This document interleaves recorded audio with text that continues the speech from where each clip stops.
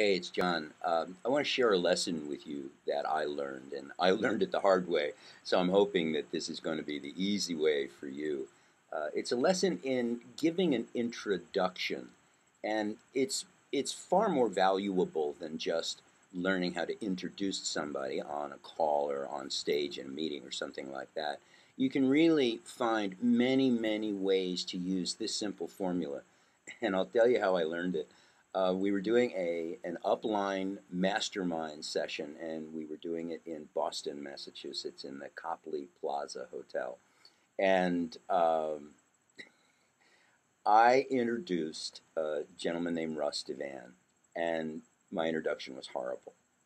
And so after the event, I was sitting in the lobby of this hotel, and lots of people moving around in the hotel.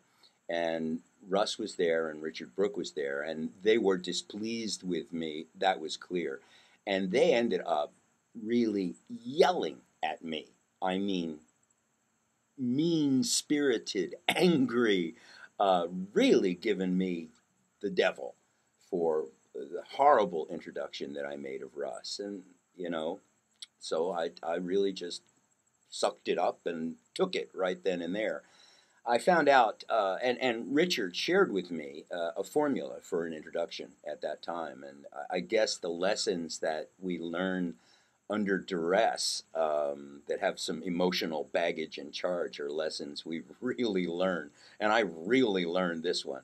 And I've used this introduction ever since. And it's made my life easier and more fun in terms of a way of looking at things and a perspective that I want to share with you right now. It's 4 points, and they're real simple.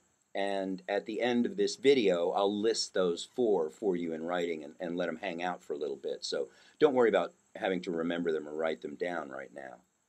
Point number one is that you tell your audience, again, whether this is on the phone, even in an email when you're introducing an idea or a concept, or on stage, you tell the audience what the speaker, what the presenter is going to be telling them. What is he or she going to be speaking about? Point number two, you tell the people there, the audience, what gives this speaker the right to be telling them this stuff. You build his or her credibility.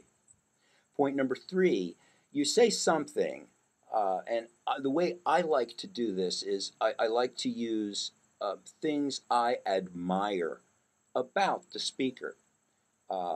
And I explain what makes that special for me. So let's say that I'm introducing somebody and I really admire their integrity.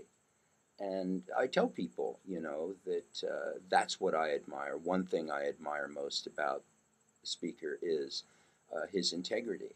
And I say why that's important to me. And you can do 2 or 3 things that you admire tremendously about the person. Another way of step 3 is that you speak about a contribution that the presenter, the speaker, has made to you personally. And again, give it a little bit of an explanation of why that's important to you.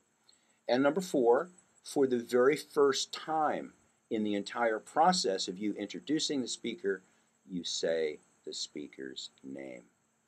So, 4 points, real simple. What's the speaker going to tell him? What gives them the right to be telling them that, building the credibility, share something you admire or a contribution the speaker has made to you, and then for the first time, point number 4, you say, hey, it's my honor and my privilege to introduce to you, blah, blah, blah, and you say the speaker's name. So that's it. This comes from, I found out many years after Richard taught it to me, I found out that it comes from Dale Carnegie. So all the sources, Brooke and Carnegie, and please, I hope it's useful for you.